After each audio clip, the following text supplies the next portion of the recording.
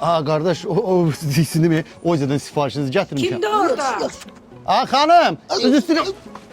Heç qonşun qızıdır. Komşu kızına da adenin məhəbbət Hayır, kimi. baş- Məhəbbət qızdır, məhəbbət oğlandır. Məhəbbət oğlanların oğlu. Qızda da deyim mənim adımı ləkəliysə. Məhəbbət təmiz sirkondur. Qızdır. Hə, o yaxşı qızdı. Onu qardaşıma alarım. Kim olur hemen haradır ha? Hemen ərə getmədi bu ilişki. O hamile deyən ki, məhəbbət evdə qalır, heç vaxt ərə getməz. Məhəbbət ərə getməyən oğlanlardandır. Ay, hala bu da sənin sifarişin. Ay yavaş taqqıldı atma.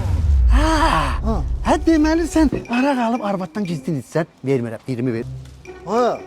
Elə ayıbdır bunu daxsı yoxdur, bu şəxsi söhbətdir. 20'lik ver, bəxtə mən qız mızda dedi, mən dəli edəcəm.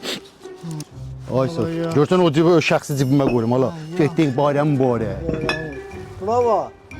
Sən adın niyə məhəbbət qoyurlar? Ona addır. Ay məhəbbət yeganə addır ki, uniseksdir.